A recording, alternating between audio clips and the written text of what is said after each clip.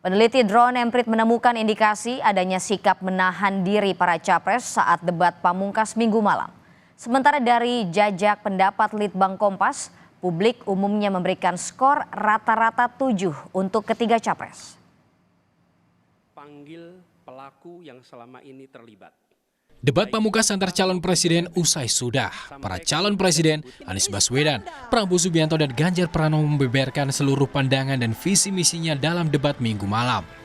Tak seperti debat-debat sebelumnya, dalam debat terakhir ini para capres dinilai lebih banyak menahan diri untuk tidak bersikap ofensif.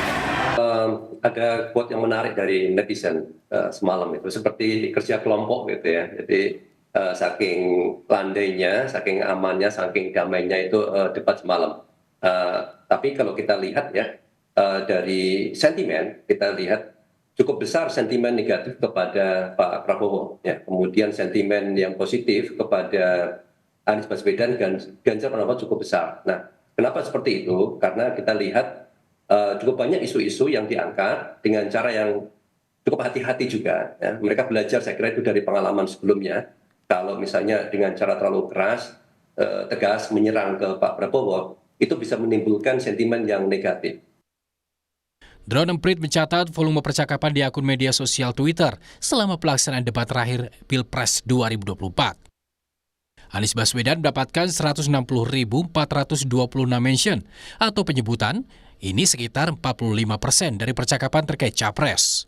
Kemudian Prabowo Subianto mendapat 100.554 penyebutan atau sekitar 28% dan Ganjar Pranowo 95.276 penyebutan di Twitter atau sekitar 27%. Drone Emprit juga memantau sentimen publik terhadap capres selama pelaksanaan debat. Anies Baswedan mendapatkan 86% sentimen positif, 6% negatif, dan 8% netral.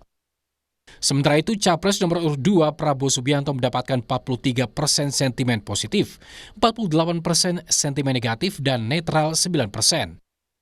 Sentimen positif untuk capres nomor urut 3 Ganjar Pranowo 72%, sentimen negatifnya 14%, dan 14% netral.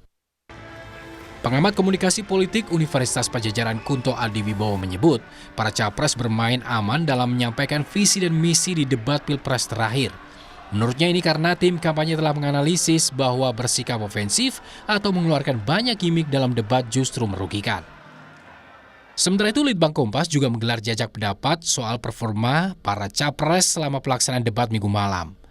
Responden menilai rata-rata 7,5 untuk kemampuan Anies menjawab pertanyaan dan 7,4 untuk penguasaan masalah.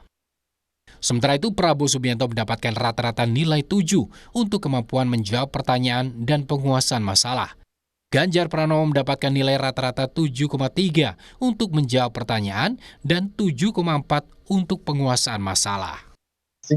Menilai bahwa serangan itu yang pertama justru menguntungkan yang diserang, gitu kan, dan lebih tidak menguntungkan yang diserang karena tidak menguntungkan yang menyerang maksud saya. Karena ternyata di media sosial itu banyak potongan-potongan video atau klip-klip yang kemudian dihilangkan dari konteks aslinya dan bisa di-frame sedemikian rupa. Nah, ini kan gimmick-gimmick ini yang kemudian ternyata justru tidak menguntungkan bagi yang membuat gimmick, gitu kan.